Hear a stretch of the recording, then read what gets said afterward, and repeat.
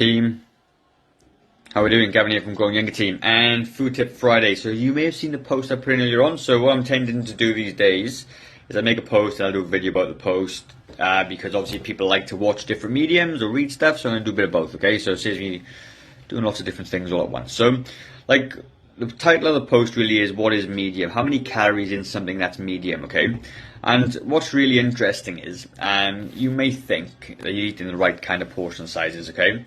And you might measure a piece of, like a piece of chicken or fish on your plate or whatever else, and you kind of think that's about 150 grams, okay?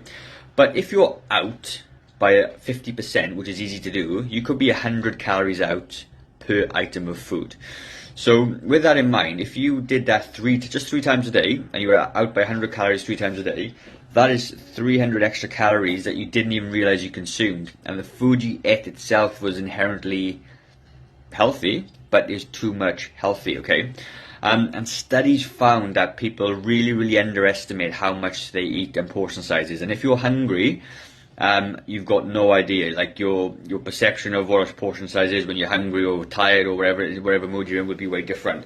So that's why I preach using the weighing scales to weigh some food out, because you can't like get past it. It is what it is. That's just 100 grams is 100 grams, okay? Again, I don't really like the things of teaspoons and cups and things like that, because when you use a cup of something, it's like, is it a heap cup? Is it a hollow cup? Is it a full flat cup? Teaspoon, is it a heap teaspoon, a small teaspoon? So when you're putting this stuff in, this is a cup roughly, you're way out of knowing how many calories you're eating in each meal. And studies again showing that dieters that actually track this stuff and count this stuff will be way more successful, because you can't get away from it, and that's really the most important thing, right? So it's like, if you were out by 300 calories a day, you're going to be more. It could be 500 calories. Let's just say 500 calories. That is half a kilo of body fat you could potentially gain in a week. On converse, if you weighed it out and you got it right, that'd be half a kilo a week you lose, okay? So, you know, and another thing, when you're tracking on MyFitnessPal, like, there's a lot of, it's not a perfect system at all, or any of those trackers are. And what you'll often find is there'll be a medium portion, a medium this, a medium that. Like, to me, is this a medium nectarine? I don't know. It's small to me. To you, it might be medium. But it is what it is. Might be 60 calories, okay? But if it was a big one, okay, this should be 200 calories, because this is 60 calories. Sorry, 120 calories. This is 60 calories. This is 60 calories. 120 calories, okay? So depending on the size of the food is depending on how many calories are in it. And if you don't understand that, you are always going to fail with it. You're always going to get stuck, all right? And it's the small differences that you make on a day-to-day basis that actually gains our weight over time. Because sometimes you wake up and you go, far up, man, I'll put on 5 kilos. You hadn't even realize it's a gradual thing, because you're gradually eating too much than you should be. So all you need to do is just weigh and track your portions. And, like, don't rely on what those calorie counters are telling you, like, this is a medium thing. Like, it's just way out. And another one that does it, HelloFresh as well. Alright, HelloFresh, we used to do it a lot.